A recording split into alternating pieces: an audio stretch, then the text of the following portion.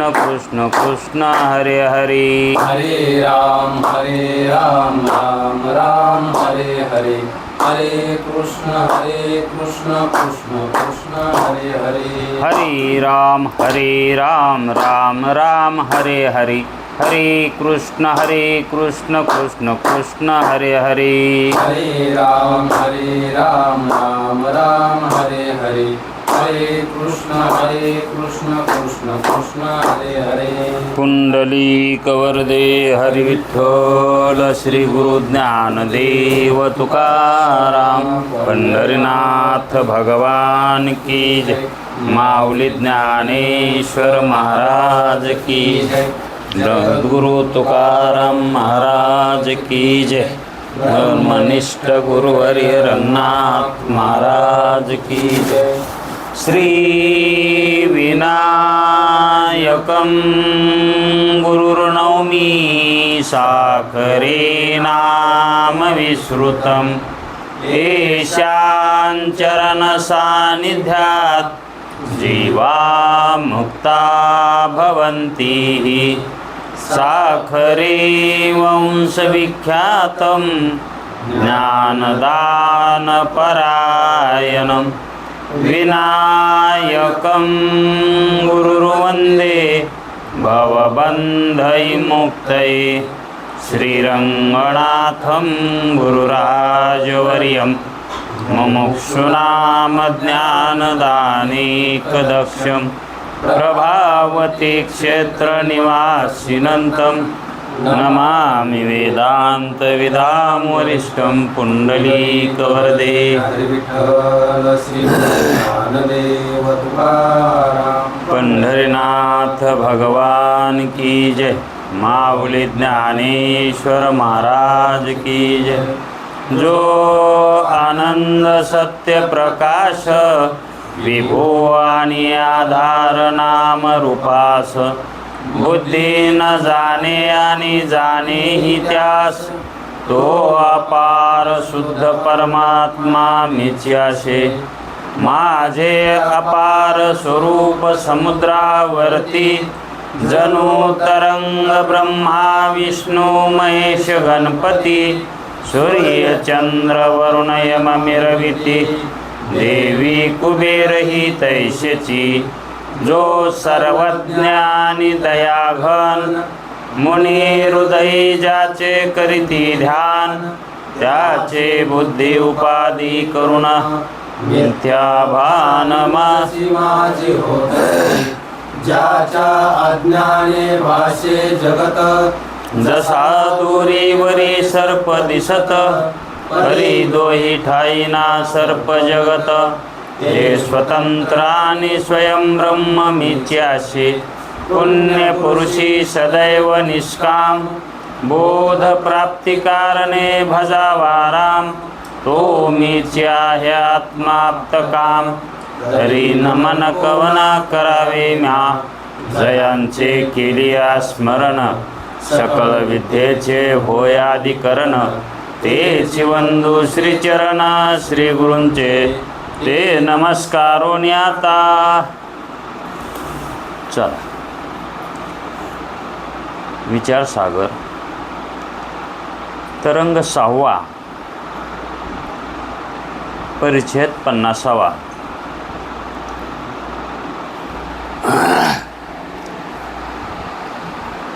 हा परिच्छेद एवढा महत्त्वाचा. साधकाचं जीवन याच्यावरच अवलंबून आहे. कर्म आणि उपासना आणि ज्ञान ही जी साधने आहेत. या साधनांचा मेळ बसल्याशिवाय त्याच्या जीवनाला उत्तरच मिळत नाही. खरे जीवनातले हेच प्रश्न आहेत. सत्कर्म, उपासना आणि ज्ञान याचं उत्तर भेटलं की त्याचं जीवन कृत्य झालं. त्याला पुन्हा काही करायची गरज नसते, कारण हे शेवटचं काम आहे. म्हणून कर्म उपासना हे काही व्यावहारिक नाहीत. ज्ञान काही व्यावहारिक नाही. हा विषय अलौकिक आहे, लौकिक नाही. परमार्थ करणं हा सांसारिक विषय नाही आणि सांसारिक विषय परमार्थिक नाही. बोलूनच आहे ना.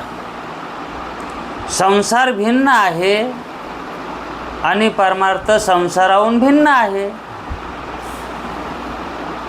दोन्हीचे लक्षण भिन्न आहेत, हे की नाही. म्हणून महत्त्व कशाला द्यावं? संसाराला द्यावं महत्त्व का परमार्थाला महत्त्व द्यावं? तर जीवनात आल्याच्या नंतर महत्त्व दोन्हीला द्यावं लागतं असं म्हणतात. पण दोन्ही ठिकाणी सारखं महत्त्व हे राहत नाही. दोन्ही ठिकाणी सारखं महत्त्व नाही राहत. कोणाच्या ठिकाणी संसाराविषयी जास्त महत्त्व असेल चित्तामध्ये तर त्याला परमार्थ आवडत नाही, कमी महत्त्व देतो परमार्थाला, है की नाही. आणि ज्याच्या चित्तामध्ये परमार्थ असेल त्याला परमार्थच आवडतो, संसाराला तेवढं महत्त्व देत नाही. आणि दोन्ही बराबर जर झालेच तर त्यामध्ये काही फलप्राप्ती नाही. दोन्ही बराबर आहे. हे बी संसार बी करतो आणि परमार्थ बी करतो. अरे संसार करताना परमार्थ होत नाही ना, आणि संसार करताना परमार्थ होत नाही तर परमार्थ करताना संसार होतो का?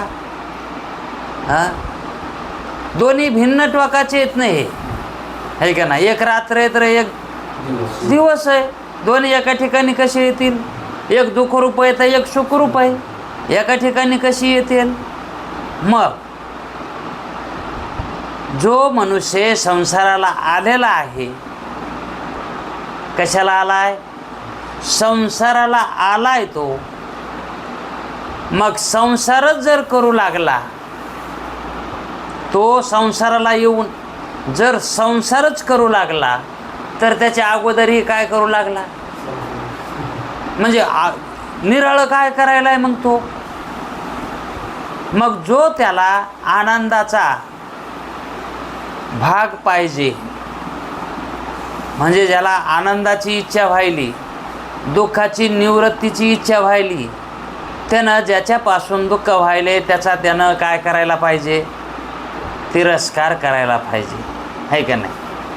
त्याची निवृत्ती करायला पाहिजे का नाही. ज्याच्यापासून दुःख व्हायली त्याची ते सोडायला पाहिजे का नाही. मग ते कर्मानं सोडायचं आहे. जे काही करायचं आहे ते कर्मानं सोडायचं आहे का वृत्तीनं सोडायचं आहे? कर्मानं सोडलं तर सुटतं का? हां, डॉक्टरनं सांगितलं तुम्हाला हे खायला जमायचं नाही आता, पथ्य सांगितलं हे खाऊ नका तुम्ही आता. हां, मग खाऊ वाटना म्हणून तो खाय नाही का खायचं नाही म्हणून खाय नाही, आहे का नाही. पण खाऊ वाटना का? मग मनात तर आहेच ना. मनातून गेलं का मग त्याचं स्मरण, त्याची आसक्ती देहानं धरली का मनानं धरली? मनातून सुटायला पाहिजे का नाही. देहानं कितीही सोडलं तरी काय उपयोग आहे का नाही. नवे नवे देह कार्यच मनावर करीत असतं. देहाचं कार्यच कशावर आहे? मनावर आहे. संकल्प विकल्प होतील तसा देह राबत असतो, आहे का नाही. म्हणून मनामधले दोष निवृत्त करावे लागतात. कर्म निवृत्त करायचं नाही, कर्मातली आसक्ती निवृत्त करायची. ज्ञानवान सत्यनारायण अभिषेक करणारच नाही का अशी काही त्यानं शपथ घेतलेली असते का? करेल, पण त्याच्याविषयी तो काय आसक्ती ठेवून, म्हणजे पापाची निवृत्ती पुण्याची उत्पत्ती अशा आसक्तीनं तो करणार नाही ना, आहे का नाही. आता हे अनुभवात आल्याशिवाय खरं कळन का? अनुभवाला आल्याशिवाय आता आपण शुद्ध सच्चिदानंद ब्रह्मरूप आहोत असं त्याला निसंशय ज्ञान झालं, निसंशय ज्ञान झालं. आणि मग त्याला घरच्यानं सांगितलं श्रावण महिना आहे, अभिषेक करा. करेल तो? नाही थोडंच म्हणणार आहे. हा, आज एकादश आहे, एकादश धरा, धरील तो? हा, धरणार नाही असं त्यानं शपथ थोडीच घेतलेली. धरेल ही आणि नाहीही धरेल. तो त्याचा बांधील का? नाही. पण करणारच नाही असा हट्ट तो करणार नाही. आणि मग जर समजा त्यानं तसा हट्ट धरला, मी करणारच नाही, कामून मला ज्ञान झालंय, असा जर त्यानं हट्ट आज धरला तर त्याला अनिर्वचनीयताच कळाली नाही, वेदाचा सिद्धांतच कळाला नाही. अरे केलं तरीही काही वाटूनी आणि नाही केलं तरीही, पाऊस पडला तरी काय वाटूनी, नाही पडला तरी बी. आणि जर समजा काही वाटून घेऊ लागला तो काय उपयोगाचं त्याच्या? मग ज्ञान ज्ञान कशाला म्हणतात? यालाच तर म्हणतात ना, जे आपल्या हातात नाही त्याच्याबद्दल खंत करणे म्हणजे वेडेपणा, नाही तर अज्ञानपणा, नाही तर काय. मग तेच अज्ञानपणा घालवायचं आहे ना, है की नाही? जसं कर्म समोर येईल तसं कर्म करीत राहायचं आणि त्याच्यामध्ये आसक्ती ठेवायची नाही, है की नाही? पण हे कोणाला साधतं? ज्याला निसंशय ज्ञान झालंय का त्याला साधत आहे. आणि ज्याचं मंद वैराग्य आहे, मंद ज्ञान आहे, त्याला थोडीशी दचपचच असते, थोडीशी. तरी पण त्याची वृत्ती तशी झाली की ती ज्ञानाकडत लागत, ती कर्म उपासनेमध्ये लागत नाही. म्हणजे महत्त्व तो श्रवणालाच देणार, ज्ञानालाच देणार. दोन प्रकारचे अधिकारी आहेत, एक आहे मंद आणि एक दृढ, है का नाही? म्हणून जो मंद आहे तो संशयासहित असतो आणि जो दृढ असतो अधिकारी दृढ ज्ञानाने निसंशय असतो. असं आपण काल विभागणी पाहिली. मग त्यामध्ये ते असं सांगतात की अशा दृढ बोधामुळे, या बोधामुळे, दृढ बोधानं त्यास आत्मस्वरूपाविषयी भ्रांती नसते. आत्मस्वरूपाविषयी भ्रांती का राहत नाही? तर त्याचा दृढ बोध झालेला असतो की मी सच्चिदानंद ब्रह्मरूप आहे, मी संसारी नाही, है का नाही? संसार हा देहाचा धर्म आहे, माझा नाही. आत्मस्वरूपामध्ये संसार नाही, आत्मस्वरूपामध्ये संसार नाही. आणि आता मी जो संसारात आहे तो प्रारब्धाधीन आहे. हे काय आहे? हे प्रारब्धाधीन आहे आणि हे सर्व मिथ्या आहे. पण कसं आहे? प्रारब्धाचे अधीन आहे, पण हे सुद्धा कसं आहे? सत्य नाही आहे. तर कसं आहे? प्रारब्धाच्या अधीन आणि पुन्हा सत्य नाही. हे ते सत्य तरी मानवते, ते सत्य मानित नाही. मग प्रारब्धाच्या अधीन आहे असं जर मानलं तर त्या ठिकाणी त्यालाच प्रारब्धाला सत्य मानावं लागेल, प्रारब्धाला सत्यता द्यावी लागेल. आणि प्रारब्ध जर मिथ्या वाटू लागलं तर मग म्हणायचं दृढ बोधवान आहे की नाही? प्रारब्ध जर सत्य वाटत असलं तर कुठंतरी ज्ञान कमी पडायले. आणि प्रारब्ध ज्याला मिथ्या वाटलंय त्याला दृढबोधवान म्हणायचं, है का नाही? जर समजा एखाद्या नाटकामध्ये राजा झाला आणि घरी कोणतं 18-20 दारिद्र्य नांदायले घरी, आणि त्यानं राजाचं पात्र नाटकात केलं. मग ते नाटकामध्ये तो काय झाला? राजा झाला, है का नाही? पण त्याचं प्रारब्ध वशामध्ये दारिद्र्य, घरी कसं आहे? दारिद्र्य. आणि तो झालता नाटकात राजा. आणि मग नाटक संपल्याच्या नंतर घरी गेला तर त्यानं मी राजा आहे, घरी गेल्यावर मी राजा आहे असं जर मानू लागला तर त्याला ते राज्यभोग राजभोग ते दारिद्र्य भोगू देईल का? दारिद्र्य काय देईल त्याला? ते कर्मच माग करायला लावणार ते दारिद्र्य. त्याला रोजानच जा नाही. नाटक संपलं की त्याला रोजानच जा नाही. ते त्याचं प्रारब्ध आधी नाही ते, आहे का नाही? मग मी राजाच आहे असं जर तो धरून बसू लागला तर हे अज्ञान आहे. हे त्याचं वास्तविक पाहता तो राजा आहे का? राजा होतो, पण कसा होतो? मिथ्या होतो, सत्य नाही. जसा राजा मिथ्या आहे का तसं ते दारिद्र्य सुद्धा कसं आहे? हां, ते जसं आहे हे जसं ते. मग राजा खरा का दारिद्र्य गरिबी खरी? एकाला महत्व देता येईल का तिथं? तो जो राजा झालता तोही प्रारब्धानच झालता. राजा झालता तोही कसा झालता? हां, तर ते नाटक बी काय करावं लागले? प्रारब्ध वशातच करावं लागलंय. रामाला सुद्धा वाल्मिकांना लिहिल्याप्रमाणे आचरण जे केलंय त्यांनी ते प्रारब्धाच्या अधीनच आहे का नाही? पण त्यांनी सत्य म्हणून केलं का? आहे का नाही? कारण त्यांच्या ठिकाणी ज्ञान होतं म्हणून ते राजपाठी मिथ्या मानित होता. राज्यपद सांभाळलं का त्यांनी आयुष्यभर? हां, आणि राजा नव्हते का? हां, राजे बी होते आणि वनवासी बी होते. आता वनवासी राजा असतो का आणि राजा वनवासी असतो का? पण दोन्ही भूमिका त्यांनी दाखविल्या का नाही करून? हे त्यांचं काय आहे? आदृष्ट मिथ्या आदृष्ट आहे. ते आदृष्ट सत्य नसतेच. सत्य दुसरं काहीच नाही. आत्म्याशिवाय ब्रह्माशिवाय दुसरं काही सत्य नाहीच ना. मग आदृष्ट सुद्धा कसं आहे का नाही? मग त्या आदृष्टाचे आपण साक्षी आहे. प्रारब्धाचे आपणच साक्षी आहेत ना. भोग कशानं होतात? आदृष्टानं प्रारब्धानंच होतात ना. आणि त्या भोगाचं साक्षी कोण आहे? आपणच आहेत ना, आहे का नाही? असे उघड सिद्धांत आहेत हे कळायला. हे उघड येतं.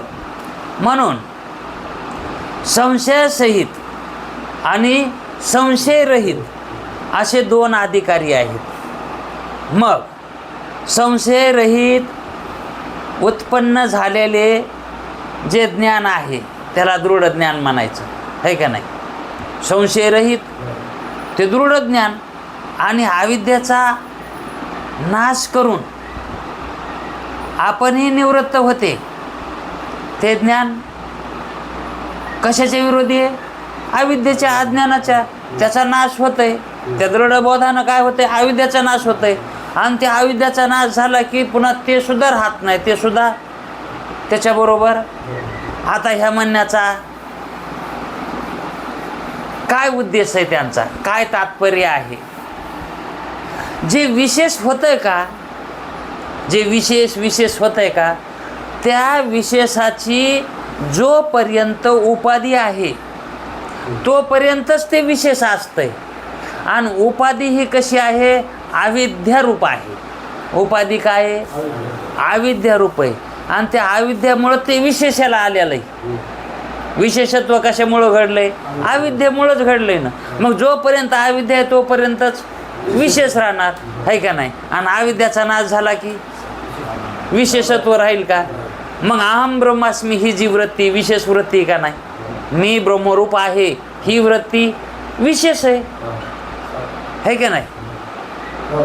ही विशेष वृत्ती नाही. मी ब्रह्मरूप आहे का? म्हणायची काय गरज आहे का? पण म्हणायला आहे म्हणजे विशेषत्वानं म्हणायला आहे का नाही? मग हे विशेषत्वानं त्याच्या ठिकाणी जे स्फुरायले ते कशामुळं स्फुरायले? अविद्येमुळं. हां, कशामुळं? हां, आणि त्या अविद्याची जर निवृत्ती झाली तर त्याच्याबरोबर तेही जायला पाहिजे का नाही? मी ब्रह्मरूप आहे म्हणून. हां, मग मी ब्रह्मरूप आहे हे जर ज्ञान गेलं तर मग अज्ञान यायला पाहिजे का? काय म्हणते मग तुम्ही तसं म्हणालात, मग अविद्या गेली त्यावेळेस ज्ञान बी गेलं, मग अविद्या आधी. अरे आधी तर अविद्या गेली ना, अविद्या गेली म्हणून विशेष ज्ञान जे गेलं का ते कशामुळं होऊ लागलं, अविद्येमुळं. मग ती गेली, मग ती गेल्यावर ही कशाला राहील, हे ज्ञान विशेष अवस्था कशाला राहील. बसा, विशेष ज्ञान जे उत्पन्न होतं त्याला काहीतरी उपाधी लागती, बगर उपाधीचं ज्ञान उत्पन्न होतच नाही. हे जे दिसत आहे ना आपल्याला, हे डोळे असल्याशिवाय दिसत नाही. हे डोळे असल्याशिवाय, कारण डोळ्यानंच दिसत आहे ना, हा डोळ्यामुळं. आणि डोळे जर नसले तर दिसत नाही, आहे का नाही. पाहणारा आहे वेगळा, ज्याला बघता येते ते वेगळा आहे, पण कशामुळं तो पाहायलाय, डोळ्यामुळं. तो आता डोळे काय झाले, त्याची उपाधीच झाली ना ती, आणि ते नसेल तर पाहत नाही. तसं अविद्या असेल तर ज्ञान आहे, म्हणजे अज्ञान असेल तर आहे का नाही, आणि अज्ञान नसेल तर आहे का नाही. रात्र असेल तर दिवस आहे, आणि रात्रच नसेल, समजा एखाद्या देशाला रात्रच होत नाही, ते म्हणतात का आज दिवस आहे. ते सारखं दिवसच आहे त्याच्या इथं, आहे का नाही. सारखा दिवसच आहे ना तिथं. जसं समजा सूर्याच्या घरी दिवा लावायचं, सूर्याच्या घरी दिवा लावायचं काम पडतंय का, कारण तिथं सदाच प्रकाश आहे ना सूर्याच्या घरी, तिथं रात्रच नाही. मग तिथं अंधकाराचं ज्ञान राहील का, मग तिथं अंधकारच नाही. तसं अहम ब्रह्मास्मी या वृत्तीमध्ये अज्ञानच राहत नाही. ती वृत्तीमध्येच काय होतंय, ते ब्रह्माचं लक्षण कसं आहे, तिथं अज्ञान, काहीच अज्ञानच नाही, तिथं काहीच नाही, आहे का. त्याच्याशिवाय दुसरं काहीच नाही. म्हणजे काहीच नाही म्हणलं शून्यवाद येतो, काहीच नाही म्हणलं हा ते एक पुरत नाही, आहे का ना, एक राहत नाही ना. म्हणून फक्त ते एक रूपानं आहे, तिथं दुसरं काही नाही. आणि त्याचं जर समजा आपल्या वृत्तीमध्ये प्रकाशन घडलं त्या वृत्तीला की ते मी आहे, मग तसं झाल्यावर तिथं अज्ञान कशाला उरण. मग ज्या वेळेस ते अज्ञान गेलं, ते कशामुळे मी ब्रह्मरूप म्हणू लागलं, ते ती वृत्ती कशामुळे म्हणू लागली. अगोदर ती म्हणू लागली मी कोण आहे, ती काय म्हणू लागली आधी, मी कोण आहे, मी कोण आहे. मग त्या वृत्तीला कळालं कशानं, श्रवणानं, मननानं, निदिध्यासानं, शास्त्राच्या बोधानं त्या वृत्तीला ज्ञान झालं. मग त्या वृत्तीला कळालं की मी ब्रह्मरूप आहे, त्या वृत्तीनं कळालं ना त्याला, चिदाभासाला मी ब्रह्मरूप आहे. मग ते ज्ञान झाल्यावर ते जे अज्ञान होतं आधीचं मी कोण आहे ते राहीन का, आहे का नाही. मग ते जर नाही राहिलं तर पुन्हा मग मी कोण आहे हे म्हणायची काय गरज आहे का. मी कोण आहे असा प्रश्न त्याच्या चित्तामध्ये उत्पन्न होईल का, म्हणजे संशय राहील का तिथं त्याला. मी कोण आहे याचा संशय राहत नाही, म्हणजे तिथं त्याला दृढ अपरोक्ष झालं. मग दृढ अपरोक्ष झालेल्याला कर्म आणि उपासना केल्या काय नाही केल्या काय, तो कोण्या नियमामध्ये बांधलेला आहे का. अहो नियमामध्ये राहणं म्हणजे बांधलेलं राहणं. आणि मग नियमात जर तो असेल, तो जर समजा नियमात असेल, मग तो मुक्त कशाचा, त्याला मुक्त कसं म्हणावं. ज्याला बंद माहीत नाही तो मुक्त. हा मग मुक्त कासाया म्हणावे, मुक्त कशाला म्हणावं, ज्याला बंदची नाही ठावे, ज्याला बंदच माहीत नाही, आहे का नाही. म्हणून ज्याच्या चित्तातलं अज्ञान राहिलंच नाही, चित्तात त्याच्या अंतःकरणात वृत्तीत अज्ञान अजिबात राहिलं नाही, त्याला मी ब्रह्मरूप आहे असं म्हणायची तरी स्फुरण का त्याची वृत्ती तशी. मग मी ब्रह्मरूप आहे, मी ब्रह्मरूप आहे हे म्हणणं सुद्धा अज्ञान अंशातच आहे. हा है का नाही? तू एकटाच ब्रह्मरूप आहेस का सगळंच ब्रह्मरूप आहे? हा म्हणून मी त्या ठिकाणी ते मी जायला पाहिजे, ते मी जायलाच पाहिजे, है का नाही? ते मी राहूच नाही. कावळा उडायलाच पाहिजे, कावळा राहूच नाही खरं, है का नाही? सगुणता उडायलाच पाहिजे, ते तर कावळा आहे ना, है का नाही? लक्षण तिथं त्या कावळ्यामुळं लागायलंय, है का नाही? ते कावळा राहिलाच ना पाहिजे तिथं. म्हणून निसंशय ज्ञान कशाला म्हणतात? संशय रहित ज्ञानाला. त्याच्यात अजिबात संशय नसतो, है का नाही? म्हणजेच मला हे करावंच लागतंय, नाही नाही हे केल्याशिवाय जमतच नाही, आणि ते जर नाही केलं तर मला दोष लागतील, असा ज्याच्या चित्तामध्ये संशय उत्पन्न व्हायलाय तो अज्ञानातूनच व्हायलाय ना. हा म्हणजे तो नियमात राहिला नाही, मला एकादश धरावत लागती. हा एकादश धरावत लागती. मग कोणाला धरावं लागती? हा जो बंधात आहे, बांधलेला आहे त्याला. तो इच्छा करायला उपासना करून, हे ईश्वरा मला या बंधनातून सोडव, मी तुझी उपासना करायलो, है का नाही? अशा इच्छेनंच उपासना करावी लागेल का नाही, है का नाही? आणि मग ज्याला बंध वाटाच नाही, ज्याला बंधच वाटा नाही, त्याला उपासण्याचा नियम करता येईल का? मागे एक उदाहरण दिलं होतं तुम्हाला. सगळ्यांनी रस्त्याच्या डाव्या बाजूनं चालावे हे नियम आहे का नाही? सगळ्याला आहे का नाही? सगळ्याला नियम आहे का नाही? आणि जर समजा त्या शहरामध्ये एखाद्या पंतप्रधान येणारा असला आणि त्याला जिथं भाषण करायचं तिथं जाण्यासाठी उजव्या बाजूनं गेल्याशिवाय पर्याय नाही, उजव्या बाजूनं गेल्याशिवाय मग पोलिस सगळे रस्ता तिथला काय करतात? बंद करतात, है का? रहदारी सगळी बंद करतात. पण नियम काय आहे? डाव्या बाजूनं चालणे. मग राव असो की रंका असो, सगळ्याला नियम आहे का नाही?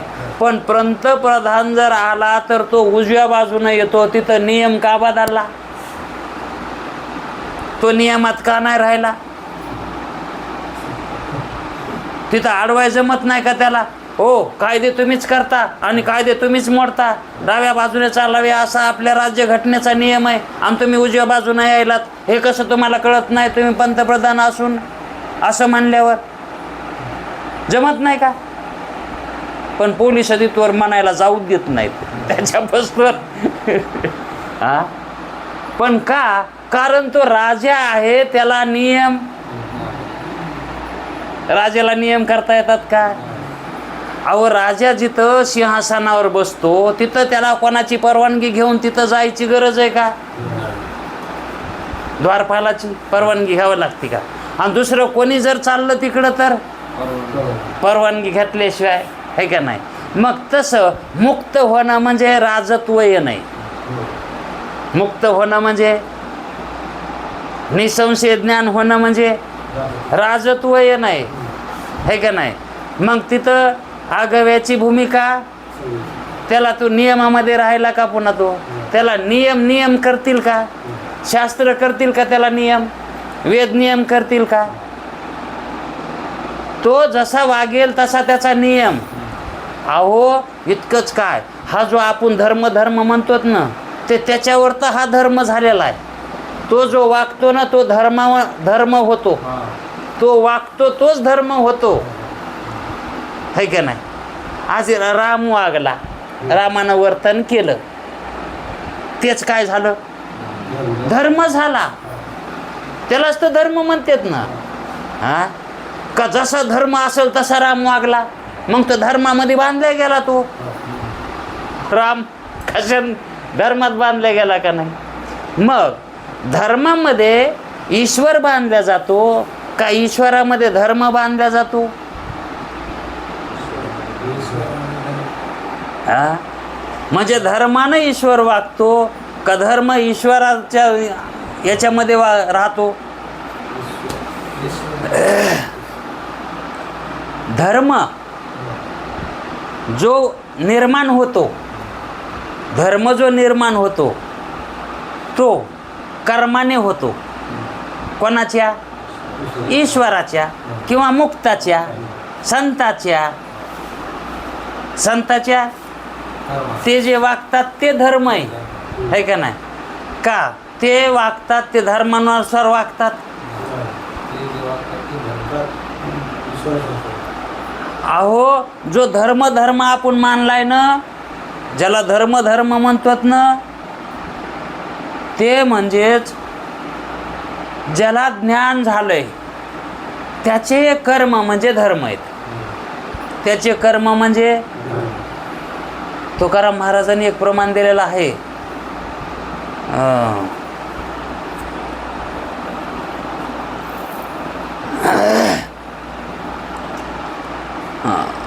विधीची जनिते तुका म्हणे आम्ही, विधीचे जनिते म्हणजे जी विधी जी आहे ना, विधी म्हणजे धर्म. ह्या विधीला जन्म घालणार आहेत. ह्या विधीला काय करतो आम्ही? जन्म घालणार आहेत. आई ते स्वयंभू केले असो, आई ते स्वयंभू तुका म्हणे आम्ही विधीचे जनिते आई ते स्वयंभू केले असो. ते जे कर्म आहेत का ते आयतेच आहेत आमच्या ठिकाणी. तो धर्म आयताच आहे, आम्ही कुठून आणलेला नाही तो. हां, ते तसाच आहे, स्वयंभूच आहे ते. त्याला कोणी केलेलं नाही. त्या धर्माला आमच्या ठिकाणी कोणी केलेलं नाही. तो स्वयंभू आहे तो धर्म. आणि त्याचे जनिते म्हणजे ते विशेष रूपाला आम्ही आणतो. जनिते म्हणजेच विशेष रूपाला आम्ही आणतो. ते म्हणजेच विधीचे जनिते आम्ही इथं. म्हणजेच राजा काय असतो? विधीचा जनिता. म्हणजेच कायदे करणारा कोण? राजा असतो. मग कायदे करणाराला कायदा नसतो. कायदे करणाराला त्याला असतो का कायदा? मग तसा मुक्त झालेला नियम करता येईल का? मग तशा नियमानं इकडे बी घ्या ना मग आता. हां, जसा कायदे करणाऱ्याला कायदा लागू नसतो, कारण तो कायद्याचा जनक आहे का नाही? आणि जन्य कोण आहे? कायदा आहे का नाही? जनक म्हणजे बाप आहे आणि जन्य म्हणजे मुलगा आहे. जन्य मुलगा आहे, जनक बाप आहे. मग बापानं लेकाला काम सांगावं का लेकानं बापाला सांगावं? आता किती सोपं झालं. आता किती सोपं झालं. कोण कोणाला नियम करेल? बाप लेकाला काम सांगेल ना, आहे का नाही? आणि पोरानं जर बापाला काम सांगितलं तर, आणि बापानं ऐकलं तर बाप काय झाला? पोराच्या नियमात, पोराच्या आज्ञेत, आहे का नाही? मग तो अधर्म आहे का धर्म आहे? आणि बापानं पोराला काम सांगितलं तर तो काय आहे? धर्म आहे. ते बापानं काम सांगितलेलं ते कुठून आलं होतं ते काम? त्याच्या ठिकाणीच ते होतं सांगण्याचं ज्ञान, स्वयंभू. हां, त्या बापानं कोणाकडून विचारून घेतलं का मी माझ्या पोराला काय काम सांगू? त्याच्या ठिकाणी स्वयंभूच आहे का नाही?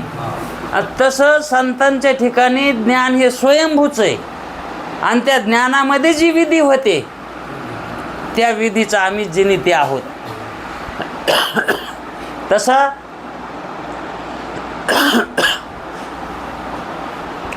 संशयरहित ज्ञान आणि संशयासहित ज्ञान. मग ज्याच्या चित्तामध्ये अंतःकरणामध्ये संशयासहित ज्ञान आहे त्याला कशाला तरी शरण जावं लागेल. काहीतरी शरणागती कोणाची तरी, गुरुची म्हणा, शास्त्राची म्हणा, वेदाची म्हणा, आहे का नाही? शरणागती त्याला केल्याशिवाय निसंशय होता येणार नाही. मग निसंशय होण्यासाठी चित्तामध्ये जे काय उर्वरित अज्ञान आहे त्या अज्ञानाची निवृत्ती केल्याशिवाय निसंशय होईल का? आणि ते अज्ञान निवृत्त करण्यासाठी ज्ञानवानाजवळ जावं लागेल का नाही? हां, बद्धता घालविण्यासाठी ज्याच्याकडे निसंशय ज्ञान आहे त्याच्याकडे जावं लागेल का नाही? तेव्हा बद्धता जाईल, आहे का नाही? म्हणजे जो मुक्त आहे त्याच्याकडेच आपल्याला बद्धता घालविता येईल. जो मुक्त आहे, हां, ज्यानं स्वयं चाकली नाही गोडी तो तुझ्या ती केवी लावी गोडी.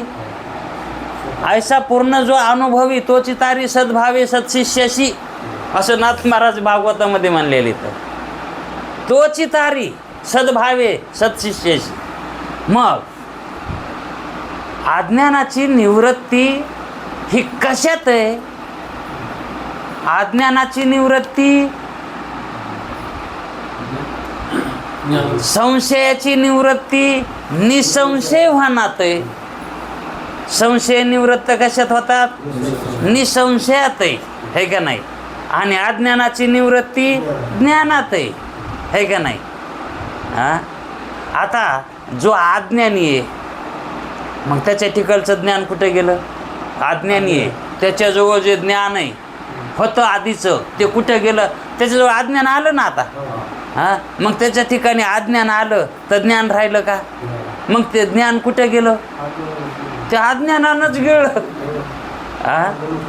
हां, अज्ञान ज्ञानाला गिळतंय आणि ज्ञान अज्ञानाला गिळतंय. हे एकूण एकाला सारखं गिळायलेलं इथं. हे दोन्ही एकमेकाते गिळती अंगे. हे एकूण एका, हे जगतेत एकूण एकावरच. हां, ज्ञानाला जर जगायचं असेल तर अज्ञानच गिळावं लागतंय आणि अज्ञानाला जर जगायचं असलं तर, आहे का नाही? नवऱ्याला जर वर्चस्व करायचं असेल तर बायको धाकात ठेवावंच लागते आणि बायकोला जर वर्चस्व दाखवायचं असेल तर नवऱ्याला धाकात. तसंच आहे ज्ञान आणि अज्ञान हे कशावर अवलंबून आहेत? दोन्ही बी ते एकूण एकावर, आहे का नाही?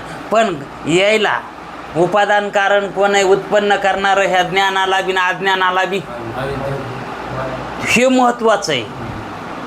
ज्ञानाची उत्पत्ती कुठं व्हायली आणि अज्ञानाची उत्पत्ती कुठं व्हायली? तर केवळ अविद्येत व्हायली.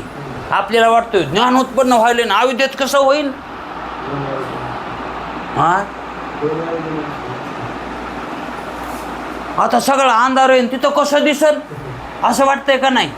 अंधार कोणाला दिसायला? जो प्रकाशवान असेल त्यालाच ना.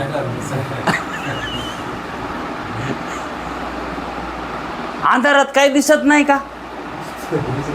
हां, अहो अंधारात काही दिसत नसन पण अंधार दिसतही ना,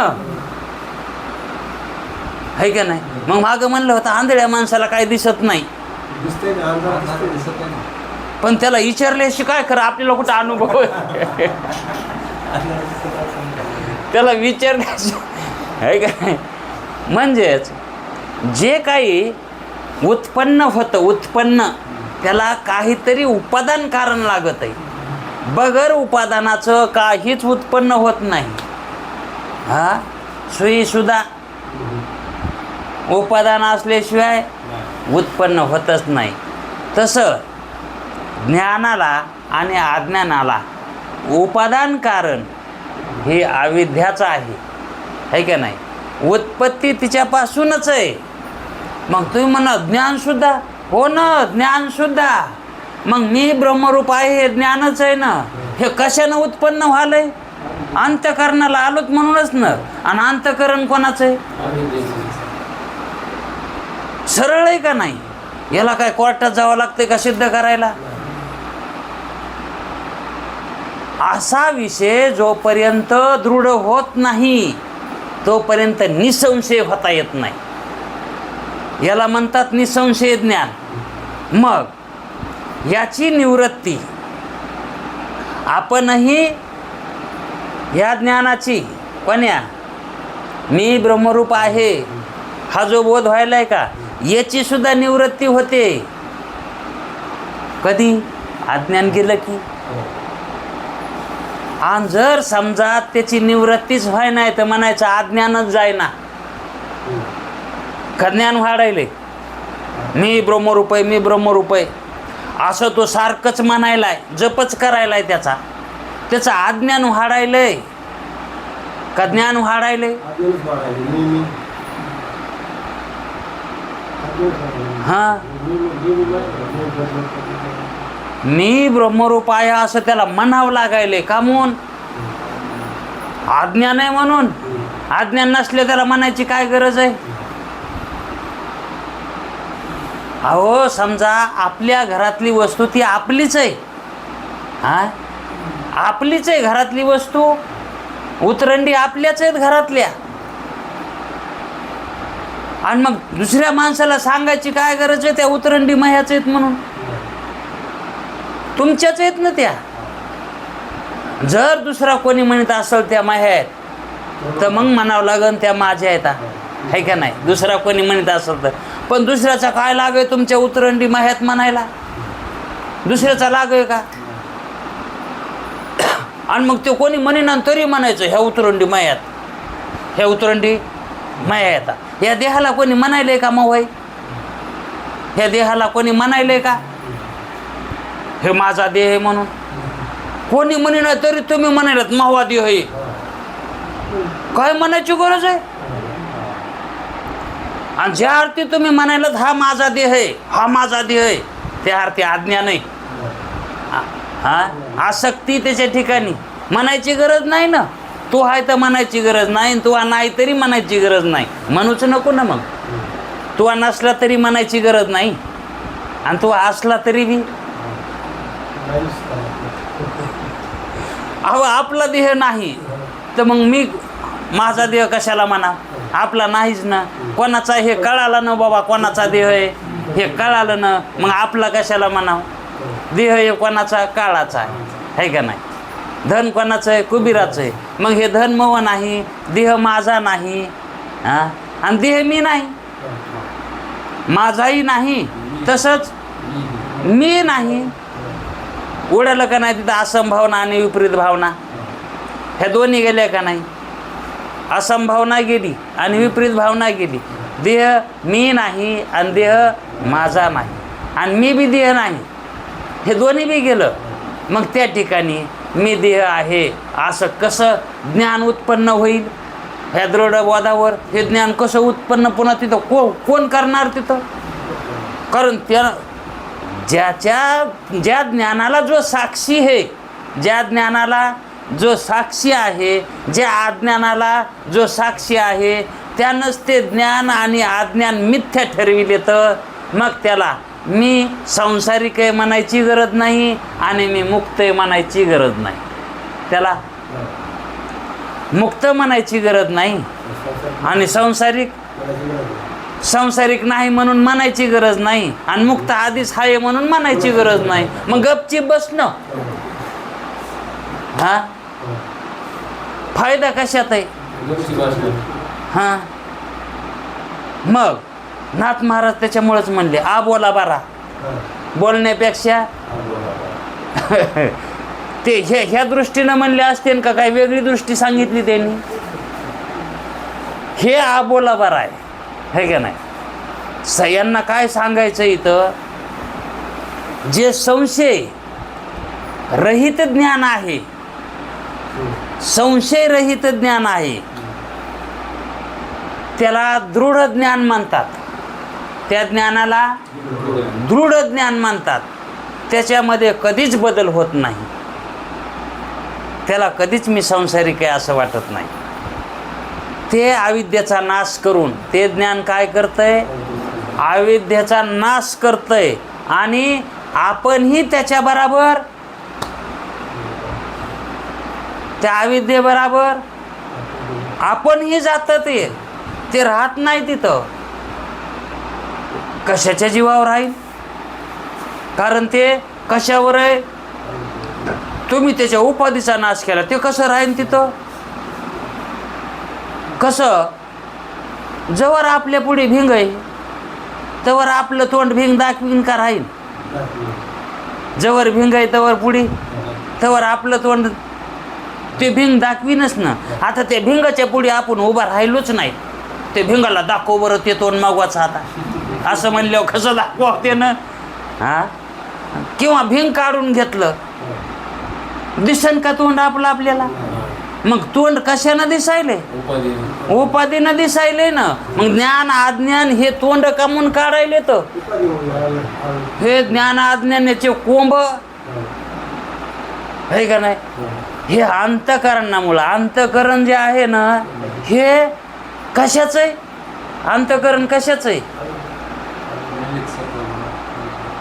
हे अंतःकरण कशाचं आहे? आता म्हणले ते पंचमहाभूताच्या मिलित सत्व गुणानं बनलेला आहे का नाही.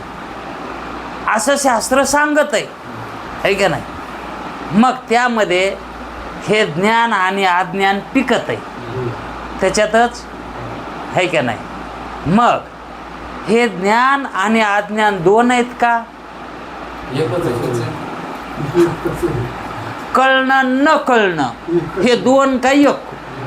कोणी म्हणलं अहो भिन्न तो क्रिया दिसायला लागल्या दोन्हीचा. न कळणं आणि कळणं क्रिया भिन्न दिसायला आता. हा मग हे दोनच असायला पाहिजेत ना आहे का नाही. न कळणं काय? न कळणं जे कळणं ते न कळणं आहे. न कळणं जे व्हालंय तुम्हाला ते कशाचं न कळणं? कळण्याचंच न कळणं व्हाले. कळणं तरी कशाचं व्हालंय? न कळण्याचं. ते दोन्ही एकच आहेत हो. हा पण आपल्याला तितकं झापत नाही म्हणा. हा वजं उचलत नाही म्हणा म्हणून आपल्याला कळत नाही. आपण त्याच्यामध्ये भेद करतो पण सगळा अभेदच आहे का नाही. म्हणून जिथं जिथं भेदानं वृत्ती उठती तिथं अविद्या लाटी होती म्हणून अगोदरच सांगितलं होतं आहे का नाही. अविद्या जाड होती. न कळणं हे वाढत आहे कुठं? जिथं भेद करतो ना आपण, जिथं दुजेपणा करतो तिथं काय होतंय? अविद्या ही तेने लाठी आहे का नाही. आणि मग तसं झालं त्याचा परिणाम सांगतात काय? इंद्रियातील लोटी विषया माझी. विषयामध्ये का जातो जीव? तर तिथं अविद्या लाठी झाली म्हणून. म्हणजेच ज्ञान कमकुवत झालं आणि अज्ञान वाढलं. अज्ञान वाढलं म्हणजे नेमकं काय झालं? ज्ञान कमकुवत झालं. अज्ञान वाढलं म्हणजे ज्ञान कमकुवत झालं. अज्ञान वाढलं म्हणजे अज्ञान कमकुवत झालं आहे का नाही. मग ते ज्ञान अज्ञानातच होतं आणि ज्ञान कुठं होतं? अज्ञानातच होतं आहे का नाही. अज्ञान कुठं होतं? ज्ञानातच होतं. म्हणून ते ज्ञानात जितकं होतं तितकं काढून टाकावं लागतंय. हा काही उरू नेदी उरी उलशिक सुद्धा त्याच्यात काय अंश सुद्धा राहू नये त्या अज्ञानाचा. समूळ माया, मुळा सगट माया नुरे. हा नुरे म्हणजे उरुनी आहे का नाही. समूळ माया नुरे जेव्हा विश्व ब्रह्म हे जे विश्व आहे ना हे ब्रह्मरूप आहे त्यावेळेस वाटेल आहे का नाही. मग जरा सग जरी राहिलं हां तर शांत केली जनार्दनी. त्या भारुडामध्ये तसं म्हणलंय. सगळं आपल्याच्यानं काढणं होत नाही. मग जर काढणं होतच नसलं तर मग जनार्दनावर म्हणजे गुरुवर ईश्वरावर कृपा करा बाबा. तितका राहिलं तितकं काढा. एवढं वजं तुम्ही उतरा असं त्याच्यावर सोडून द्यायचं आहे का नाही श्रद्धेनं. आणि तितकं ते करतात. तितके निष्ठुर नाहीत ना ते. हां ते करतात. नवे नवे तितकं करण्याची ते वाटच बघायलीत. कारण ते रिकामी आहेत ना त्याला कामच नाही. वेद शास्त्र गुरुला कुठं काम येतं? काय करायचे त्याला? ते उलचक राहिलेलं काढाय तितकंच आहे. ते सगळं ऑफिसामध्ये जाऊन बघतात ना तुम्ही ते भलं मोठे बकळचे बकळ कागद ते लिहावं लागते तर. हां पण ते नुसतं देऊन काम होत नाही. त्याच्यावर त्या ऑफिसातल्या हेडची त्याची सही लागते. आणि ते किती म्हणजे मान्यता त्या कागदाला केव्हा येते? त्याच्या सहीवरच येते. आणि किती काम आहे ते सहीचं. हां मग तसे आपलं हे कागद घेतलेलं ज्ञान निवृत्त केलेलं अज्ञान सहीला पाठवायचं कोणाकडं? तिकडं आहे का ना. आणि ते त्याच्यामुळेच बसलेलीत ना. आणि ते सही नाही म्हणत नाहीत इतके पैसे लागतील तितके पैसे लागतील. तिथं काय काळा बाजार आहे का नाही.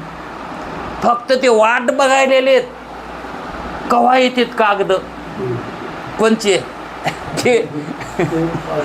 हे कागद रूपी जीव हे कवा येतात. म्हणजेच वाट पाहे उभा भेटीची वाट बघायलाच आहे ते. तुम्हाला वाटायले का आपण तिथं गेलो तर आपल्याकडे ते लक्ष देतंय का? इतक्या मध्ये कळायला आपल्याकडं बघन ते. अहो तिथं लाखानं माणसं असते तर आणि ते आपल्याकडं कह्याचं. पण ते वाट पाहे उभा.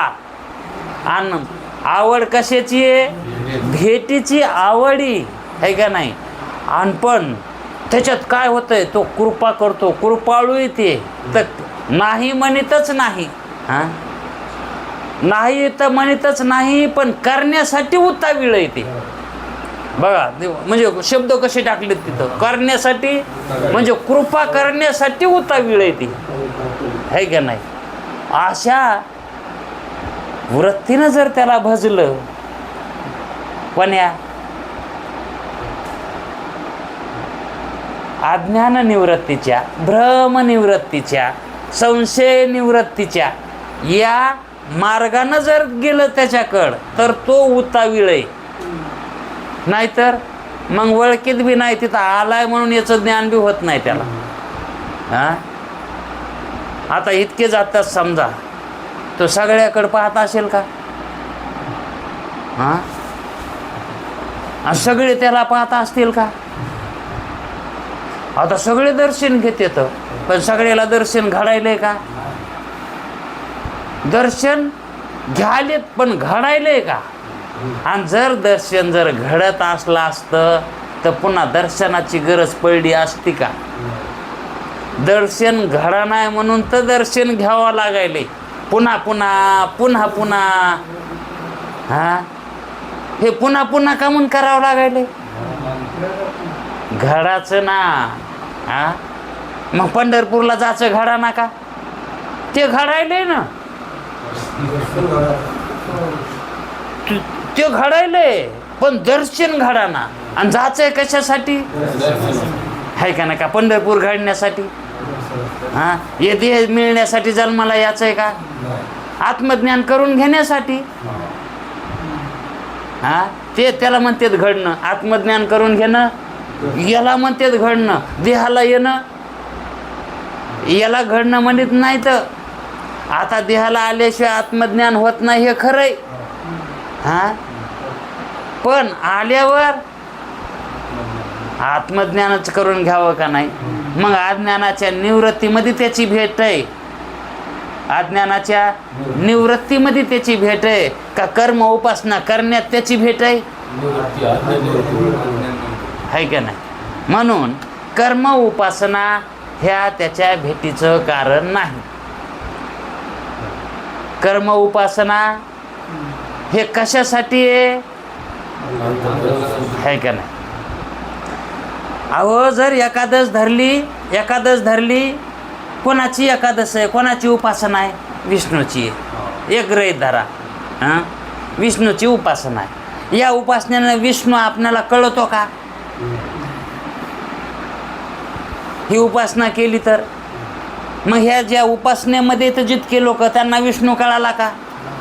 जाणला का विष्णू? मग उपासना ते उपास्य स्वरूप जाणून देते का? ती उपासना त्याला जाणून देत नाही. जाणून देण्याजोगा अंतकरण करते. फरक बघा. जाणून देण्याजोग कारण अंतकरणानं जाणता येतंय, वृत्तीनं जाणता येतंय है का नाही?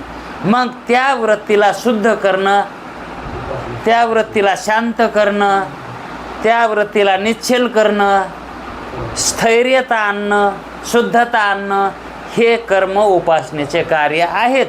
नाही असं नाही है का नाही? पण अंतकरण शुद्ध झाल्यावर ज्ञान न घेता विष्णू कळतो का?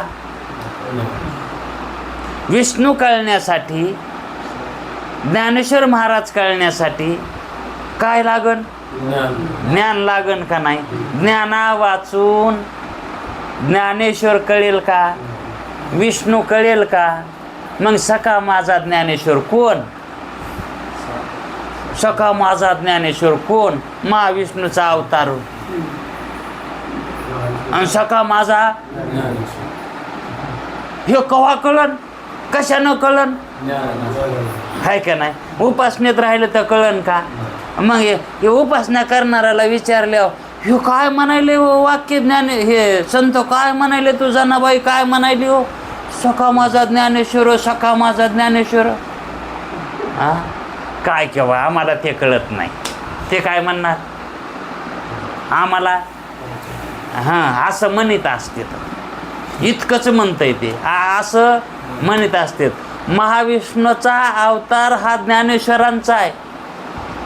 हां हे कळण्यासाठी चैतन्याचं ज्ञान, प्रागभावाचा जो काही ते प्रागभाव होतो ईश्वराचा, ते कळणं महत्त्वाचं आहे ना. कधी होतो? जिथं दोष नाहीत अंतःकरणात, ज्या अंतःकरणामध्ये दोषरहित अंतःकरण आहे त्याच अंतःकरणात ईश्वराचा प्रागभाव होतो, है का नाही? म्हणजे तिथंच ईश्वरता प्रगट होती. आणि त्याच वेळेस ती ईश्वरता प्रगट झालेली जी ईश्वरता जाणायची होती त्याच्याशी ऐक्य पावती आणि मग त्या ठिकाणी अपरोक्ष ईश्वराचं ज्ञान होतंय. त्यावेळेस तो विष्णू आणि ज्ञानेश्वर एक कसे आहेत हे कळतंय. आता जीव आणि शिव हे दोन एक आहेत असं सांगायलेत ना. मग कसं कळायचं? काय ना कळायचं? जीव शिव सम, जीव शिव सम, सम म्हणजे सार एकच आहेत. आणि नुसतं म्हणले नाही ते होतेत का? कळत येत का? आहे का नाही? भाकर भाकर म्हणल्यानं पोट भरत नाही, ती खावावं लागते ना. खाल्ल्याशी कसं जमन? हां मग परमार्थ जगावं लागन ना. खाल्ला तर जगन. ते परमार्थच खायनात ना. नुसतं परमार्थ पोटाला बांधायला तर, आहे का नाही? पोटाला बांधल्यानं परमार्थ आत्मसात होत नाही, है का नाही? भूक भागत नाही. त्याचं आपणाला दृढ चिंतन, दृढ ज्ञान करून घ्यावं लागेल, है का नाही? त्याच्यासाठी चिंतन, मनन आणि श्रवण हे साधनं सांगितलेली आहेत. याच साधनानं आपणाला ते प्राप्त करून घेता येईल. पण हे साधनं घडण्यासाठी कर्म उपासना अगोदर केलेल्या पाहिजे. श्रवण मनन निधिध्यासनामध्ये येण्यासाठी अंतःकरण शुद्ध लागत आहे. आणि शुद्ध अंतःकरण कर्म उपासनेनं होत आहे. आम्ही कर्म उपासनेला दूर लोटीत नाहीत असं शास्त्र म्हणतंय, संत म्हणतात. कर्म उपासनेला त्यागायचं नाही. फक्त समसमुच्चय वाद मानायचा नाही. हां सगळंच एकदा केल्यानं काही होत नाही. तुम्ही क्रमाक्रमानं या. तुम्हाला काय पंख नाही तर पहिल्या पायरीवर पाय ठेवून दुसऱ्या पायरीवर दुसरा पाय ठेवा. आणि पहिल्या पायरीवर पहिला पाय ठेवलेला उचला आणि तिसऱ्या पायरीवर ठेवा. असं केलं तर जिन्यावर जाता येईल. पंख नाहीत वरी जाता येणार नाही. म्हणून क्रमसमुच्चय वाद सांगितलाय. क्रमाक्रमानं जा. अगोदर सत्कर्म करा, नंतर उपासना करा, कवर करा. जोपर्यंत अंतःकरण शुद्ध होत नाही तोपर्यंत करा. गुण येऊस तर गोळ्या कवर खाच्यात, है का नाही? नाही डॉक्टर म्हणला 4च खा. गुण आला का तुला? नाही. आणि मग अजूक जाय ना, अजून जावं लागेल का नाही? कवर खावा लागते तर गुण येऊस तर. तसा परमार्थ कवर करायचा आहे, सत्कर्म उपासना कवर करायचा आहे. शुद्ध होऊस तर. जोवर शुद्ध होत नाही किती बी जन्म लागू द्या, मग जन्मभर का. अंतःकरण जोपर्यंत शुद्ध होत नाही तोपर्यंत कर्म उपासना करावाच लागणार आहे.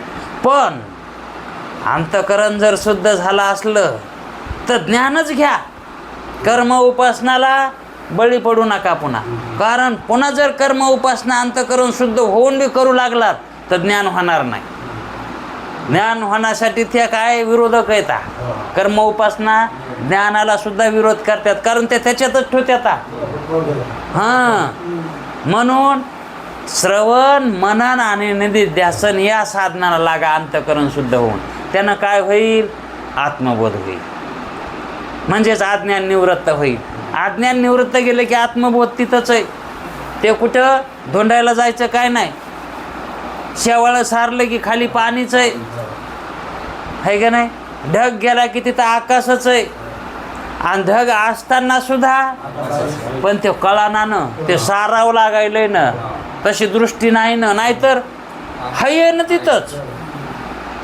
तसा जीव मुक्तच आहे ना, पण कळाना न, कमून शेवळा आलंय ना, अज्ञान आलंय ना. म्हणून ते अज्ञान दूर सारा म्हणजे कळण, म्हणजे विशेष ज्ञान होईल. आणि ते विशेष झालेलं त्या उपाधीसोबत जे निवृत्त केलंय का अज्ञान, हां, त्याच्यासोबत ते बी निघून जातं, ते बी राहत नाही. त्या अविद्याचा नाश करून आपणही निवृत्त होते. अविद्येचा नाश करून आपणही निवृत्त होते, है की नाही. वेळ झालाय, पण इथं काहीच पुढे सरकलं नाही. आणखी उद्या हेच पाहू. कुंडली कवरदे.